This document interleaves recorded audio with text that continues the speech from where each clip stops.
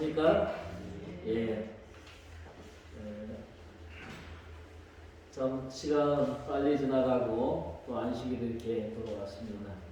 하나님께서 우리에게 쉼과 또 평안함을 주시기를 간절히 기도합니다. 이 시간 우리의 진리가 무엇이냐라는 책 중에 15가 구제와 봉사라는 제목을 좀 살펴보겠습니다. 자, 구제 활동은 그리스도인 생활에서 왜 필요한가 한번 좀 보겠습니다. 마태복음 22장 37절로 40절에 보면 예수께서 가라사대 내 마음을 다하고 목숨을 다하고 뜻을 다하여 주 너의 하나님을 사랑하라 하셨으니 이것이 크고 첫째 되는 계명이요 둘째는 그와 같으니 내 이웃을 내 몸과 같이 사랑하라 하셨으니 이 두 계명이 온 율법과 선지자의 강령이라라고 말하고 있습니다. 이 구제의 근본 정신이 바로 사랑입니다. 이 사랑은 우리 잘 아는 것처럼 십계명에 잘 나타나 있습니다. 우리 십계명에 보면 첫째 계명부터 넷째 계명까지는 하나님을 사랑하라는 계명이고 다섯째 계명부터 열째 계명까지는 이웃을 사랑하라는 그런 계명입니다. 이 사랑의 원칙에 대해서 시대의 소망 3권 45페이지에서 이렇게 얘기하고 있습니다. 이 두 계명이 다 사랑의 원칙의 표현이다. 둘째 계명을 범하면서 첫째 계명을 지킬 수 없고 첫째 부분을 범하면서 둘째 부분을 지킬 수 없다. 하나님께서 내 마음의 보좌에 바른 자리를 차지하고 계실 때에 우리 이웃에게도 바른 자리를 줄 수 있을 것이다. 우리는 우리 자신처럼 하나님을 사랑해야 한다. 그리고 우리가 하나님을 최고로 사랑할 때만 우리 이웃을 공평하게 사랑할 수 있다 그랬습니다. 우리가 하나님을 올바르게 섬기고 올바르게 사랑하게 되면 우리 이웃들을 그렇게 사랑할 수 있다는 것이죠. 또한 두 번째는 품성의 변화의 원동력이 된다는 거죠. 이 구제와 봉사는 우리의 품성의 변화를 가져다 주는 원동력이 된다는 것입니다. 이사야 61장 1절 2절에 보면 주 여호와의 신이 내게 임하셨으니 이는 여호와께서 내게 기름을 부으사 가난한 자에게 아름다운 소식을 전하게 하려 하십니다. 나를 보내사 마음이 상한 자를 고치며 포로된 자에게 자유를 갇힌 자에게 노임을 전파하며 여호와의 은혜의 해와 우리 하나님의 신원의 날을 전파하여 모든 슬픈 자를 위로하되 그랬습니다. 그래서 이 구제와 봉사는 우리의 품성을 변화시켜주는 원동력을 된다라고 말합니다. 특별히 교회 증언 2권 25페이지에 보면 이렇게 얘기하고 있습니다. 가난한 자와 궁핍한 자와 고통당하는 자에 대한 친절한 말, 자비로운 행동, 부드러운 관심과 같은 선한 행위들은 그리스도께서 우리에게 맺히기를 요구하는 열매들이다. 실망과 슬픔에 눌려있는 사람들을 마음으로 동정하고 궁핍한 자들에게 손으로 봉사하며 벗은 자들을 입히고 나그네를 영접하여 그대의 방에 앉히고 그대의 마음에 한 자리를 내어줄 때 천사들은 아주 가까이 오게 되고 하늘에서는 화답하는 노래가 울려 퍼진다 그랬습니다. 그래서 우리가 가난하고 또 이웃에 있는 그런 불쌍한 사람들을 위해서 친절한 말, 자비로운 행동, 부드러운 관심 하나하나가 우리에게 특별히 그들에게도 도움이 되지만 우리의 품성에도 변화가 된다는 것입니다. 자, 그러면 이 구제와 봉사 활동이 얼마나 중요한가? 성경에서는 경배한다는 말과 섬긴다는 말, 그리고 봉사한다는 말을 같은 단어로 사용하는 경우가 많이 있다. 우리는 지음을 받은 자로서 우리를 지으신 창조주를 경배하는 것이 마땅하다. 또 그분이 지으신 다른 사람을 위한 구제와 봉사 활동 역시 예배와 같이 중요한 것이다.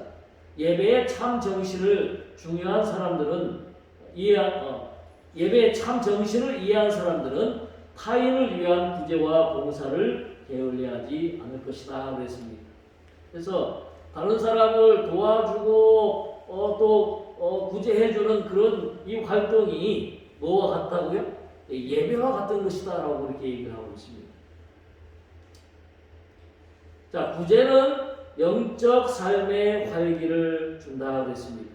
이스라엘 백성의 영적 침체가 있을 때에는 구제와 봉사를 결핍이 나타났고, 영적 활력이 넘치는 곳에는 경배와 함께 구제와 봉사 활동이 활발하였다 그랬습니다.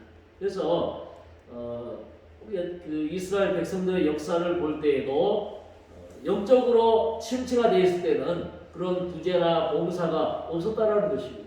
그러나 영적 활동이 활발하게 이루어질 때는 경배와 함께 구제와 또 봉사 활동들이 활발했다라는 것입니다. 바꿔서 얘기하면 구제와 또 이 봉사 활동이 활발하다라는 것은 영적으로도 활력이 넘쳤다라고 볼 수 있겠죠. 자, 구제, 참된 열매. 우리 교회 증언 2권 29페이지에서 이렇게 얘기합니다. 수고하는 자가 되는 일, 자아 부정의 노력을 요구하는 선행을 인내로 계속하는 일은 하늘이 미소를 보내는 영광스러운 일이다. 충실한 일은 열렬하고 가장 거룩하다고 생각되는 세상의 예배보다도 더 강압된다. 참된 예배는 그리스도와 함께 일하는 것이다. 기도와 권고와 도움만은 빈번한 나무에 매달리는 값싼 열매이다. 그러나 선행, 즉 빈곤한 자나 고아와 과부를 돌보는 일은 좋은 나무에서 저절로 자라는 참된 열매이다 그랬습니다. 특별히 이 시간에는 이 구제와 봉사의 삶을 사는 이 유익에 대해서 이사야 1장과 58장을 좀 비교해 보면서 한번 좀 살펴보겠습니다. 특별히 이사야 1장은 구제와 봉사가 없는 침체된 삶에 대해서 그 문제에 대해서 문제를 제기하고 있는 상황입니다. 한번 좀 살펴보겠습니다. 자, 첫 번째는 질병이 만연했다라는 것입니다. 이사야 1장 5절과 6절을 보면 오 머리는 병들었고 오 마음은 피곤하였으며 발바닥에서 머리까지 상한 곳이 없이 상한 것과 터진 것과 새로 맞은 흔적 분연을 그것을 짜며 싸매며 기름으로 유하게 함을 받지 못하였도다 그랬습니다. 지금 이 이사야 1장에서는 온 머리가 병들고 마음도 피곤하고 머리끝부터 발끝까지 상한 곳이 없이 상하고 그저 맞은 흔적밖에 없다라고 얘기하고 있습니다. 1장 15절에서는 너희가 손을 펼 때에 내가 눈을 가리우고 너희가 많이 기도할지라도 내가 듣지 않겠다라고 하나님께서 그렇게 말씀하십니다. 그래서 병들고 아프고 그렇게 할 때도 우리가 기도할지라도 하나님께서 듣지 아니하겠다라고 말합니다. 또 1장 7절로 8절을 보면 너희 땅은 황무하였고 너희 성읍들은 불에 탔고 너희 토지는 너희 목전의 이방인들에게 삼키웠고 또 딸 시오는 포도원의 망대같이 원두밭의 상징막같이 에워싸인 성같이 겨우 남았거든. 또 1장 3절에서는 너희는 잎사귀 마른 상수리나무 같을 것이요 물 없는 동산 같다라고 이렇게 표현했습니다. 자, 그 문제의 주체가 누구냐? 이사야 1장 3절에 보면 소는 그 임자를 알고 나귀는 주인의 구유를 알고만은 이스라엘은 알지 못하고 나의 백성은 깨닫지 못하는도다라고 말합니다. 지금 봉사와 구제 또 이런 모든 문제들이 일어나고 있는 그 주체가 누구냐면은 이스라엘 백성들이에요. 이스라엘 백성들이라는 것이죠. 자, 그러면 그 그 이스라엘 백성들에게 나타나는 문제가 원인이 뭐냐? 11절로 12절에 보면 너희의 무수한 재물이 내게 무엇이 유익하냐? 나는 수양의 번제와 살찐 짐승의 기름에 배불렀고 나는 수송아지나 어린 양이나 수염소의 피를 기뻐하지 아니하노라. 너희가 내 앞에 보이러 오니 그것을 누가 너희에게 요구하였느냐? 내 마당만 밟을 뿐이라 그랬습니다. 그래서 이 문제의 근원은 뭐냐면 그 이스라엘 백성들이 제사를 날마다 성소에 와가지고 양을 잡고 소를 잡고 짐승을 다 잡아요. 왜냐하면 형식주의라는 것이 형식주의. 그래서 형식적으로 제사를 드린다라는 것이죠. 그래서 이 문제의 근원은 뭐냐면 그런 형식에 빠진 이스라엘 지도자들과 백성들에게 문제가 있다는 것입니다. 혹시 여러분 우리가 교회에 오면서 그냥 오늘 금요일이니까 안식일이니까 화요일이니까 그냥 형식적으로 그렇게 교회에 오는 날이 우리가 얼마나 많습니까? 그래서 이 하나님께서는 그 이스라엘 백성들이 매일같이 그렇게 드리는 제물 아무 필요 없다라는 것이죠. 그게 중요한 게 아니라는 것이죠.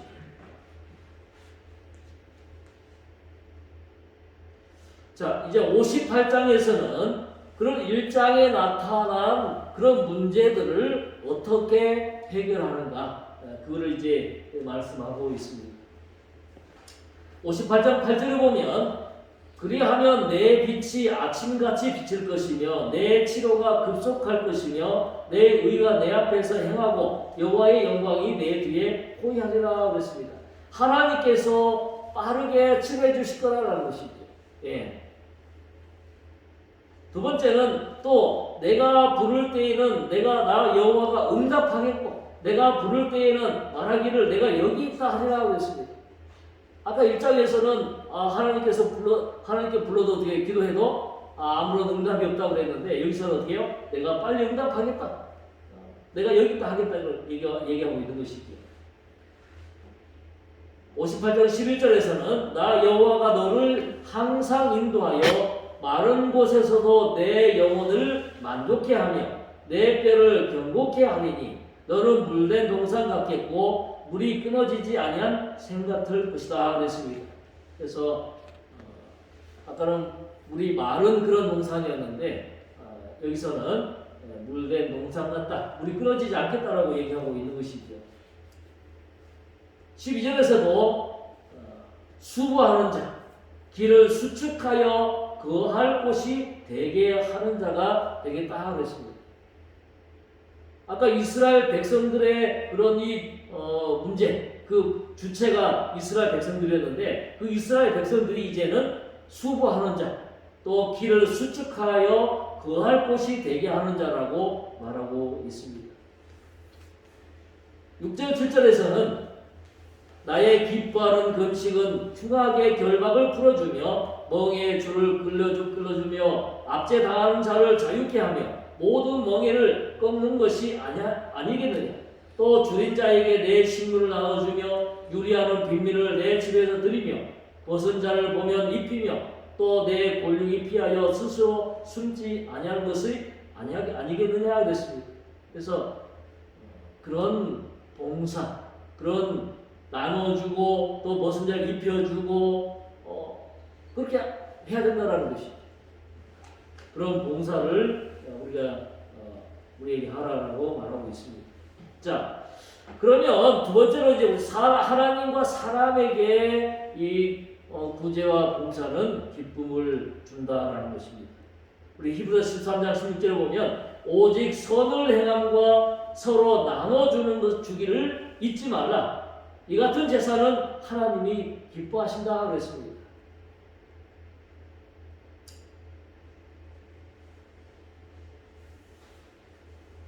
우리는 그의 만드신 바라 그리스도 예수 안에서 선한 일을 위하여 지으심을 받은 자입니다. 하나님의 지으신 바대로 우리가 구제와 봉사를 행할 때 하나님과 사람들에게 기쁨이 있다. 초대교회가 구제와 봉사를 했을 때 하나님을 찬미하며 온 백성에게 칭송을 받았다. 구제의 원리는 흘러가는 물과 같다. 언제나 정신하고 싱그러운 삶의 기쁨을 안겨준다. 그곳에는 부패의 기본이 되는 고질적 이기심이 용납될 수 없다 그랬습니다. 그래서 이 구제와 봉사는 하나님에게도 우리 사람에게도 기쁨이 되어지는 것입니다. 그래서 초대교회가 우리 사도행전 2장에 보면 함께 떡을 떼고 또 가지고 있는 것 모든 것을 다 이렇게 함께 나누는 그런 모습을 보게 됩니다. 그렇게 할 때 온 백성에게 칭송을 받았다라고 말하고 있습니다. 이번에 저희가 이제 지난 일요일에 우리 집사님 분들하고 우리가 이제 울진 그 산불 났던 울진 죽변교회를 저희들이 방문을 했었는데 그날 그 죽변교회에서 바자회를 했어요. 무료 바자회. 그래서 다 불이 나서 다 저희 집이 없어지고 또 어려움을 겪었던 그런 사람들이 와가지고 저희 교회에서 준 것뿐만 아니라 우리 영상 앞에서 모든 이 모아진 그 옷들을 다 풀어놨어요. 그래가지고 다 오셔가지고 자기가 필요한 만큼 비닐봉투에다 하나는 싸가지고 가시는 모습들을 보게 되었습니다. 그렇게 할 때 가져가는 사람도 기쁘지만 이렇게 주는 사람도 기뻐요. 하나님께서 얼마나 기쁘겠어요, 그렇죠? 자, 구제할 때는 어떤 마음을 가짐으로 그렇게 하면 좋겠는가? 첫째는 은밀하게 해야 한다고 그랬어요. 우리 마태복음 6장에 보면 그러므로 구제할 때에 외식하는 자가 사람에게 영광을 얻으려고 회당과 거리에서 하는 것 같이 너희 앞에 나팔을 불지 말라. 진실로 너희에게 이르노니 너희는 자기 상을 이미 받았느니라.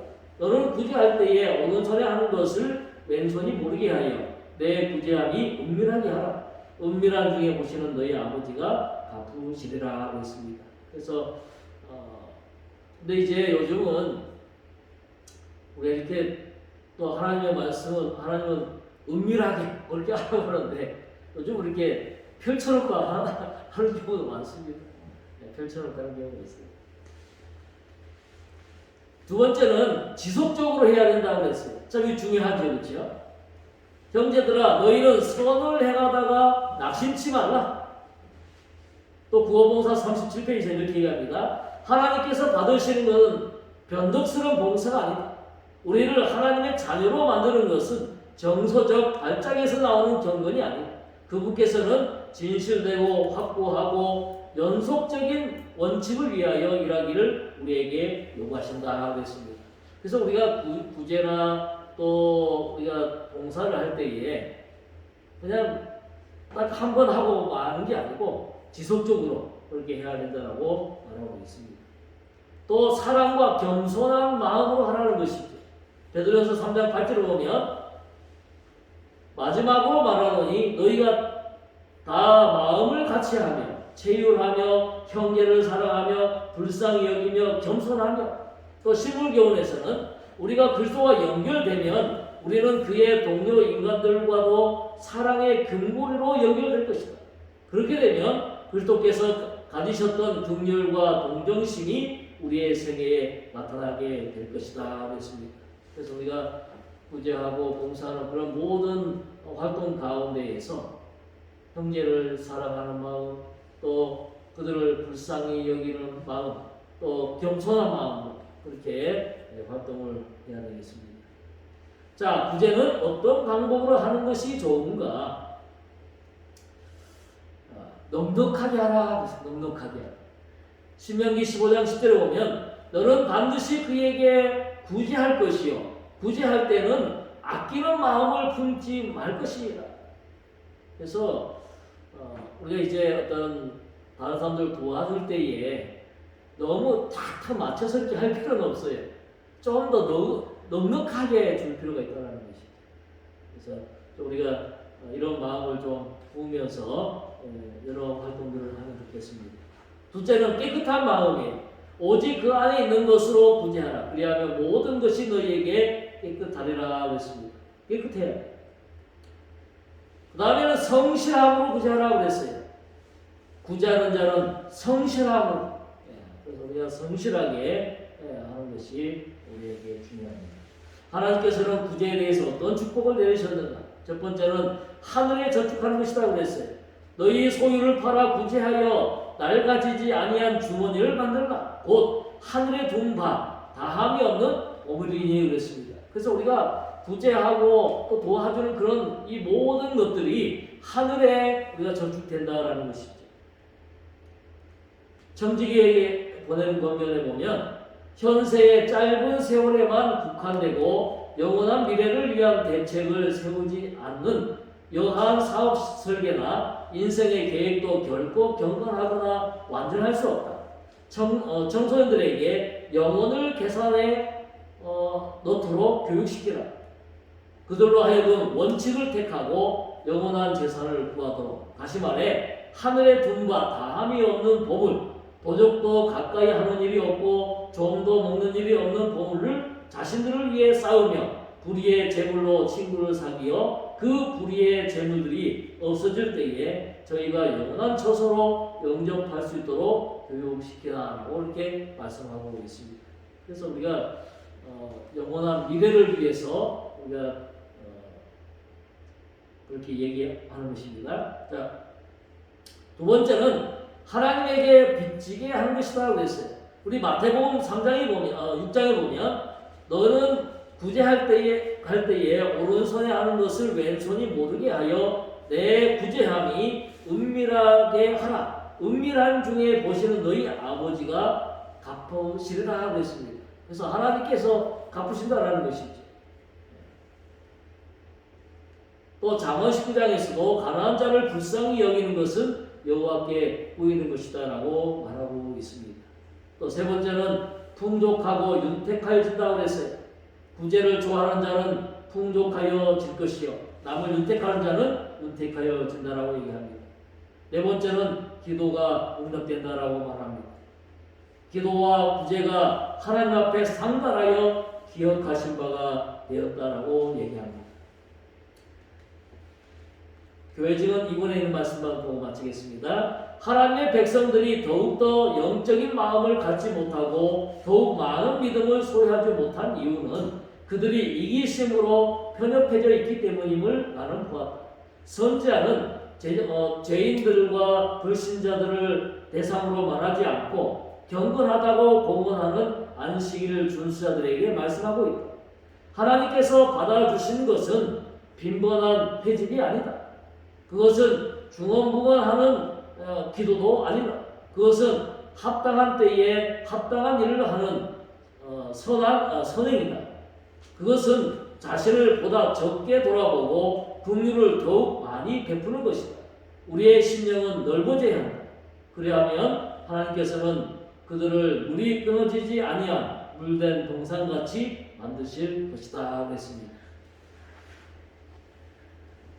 우리 행함이 있는 믿음을 가진 우리 그리스도인들은 말씀과 기도로 자신의 내적 신앙 생활을 수행하고 구제와 봉사의 선한 행실로 더 웅변적인 전도를 하게 됩니다. 이런 생활이 반복되면 이 성령의 열매들이 맺히게 되는 것입니다. 구제와 봉사의 더 적극적인 그런 활동으로 인해서 성령의 열매를 맺고 변화되는 저희 강북교회 모든 성도들 되길 바라면서 오늘 말씀을 드리겠습니다. 제가 기도하고 마치겠습니다. 하늘에 계신 우리 아버지 하나님, 이 시대에 우리가 꼭 해야 할 구제와 봉사에 대하여 살펴보게 하시니 감사합니다. 우리로 하여금 먼저 하나님을 사랑하고 이웃을 사랑하는 마음 주셔서 우리 마음으로부터 다른 사람을 돕고 봉사하고자 하는 마음이 일어나도록 축복하여 주시옵소서. 구제와 봉사를 통하여 우리의 품성이 개발되고 성령의 열매를 맺게 하시고 하나님께 기억하신 바 되게 하여 주시옵소서. 이곳에 머리 숙인 우리 모든 성도들과 또 각 가정에서 말씀을 듣는 성도들에게 하나님의 은혜를 더하여 주시고 또 밝은 안식일에 우리 강북교회 모든 성도들이 함께 주님을 찬양하며 경배하게 하시고 이 밤도 주님 안에서 쉼과 건강의 회복함을 얻을 수 있게 하여 주셨기를 예수님의 이름으로 간절히 기도드려옵나이다.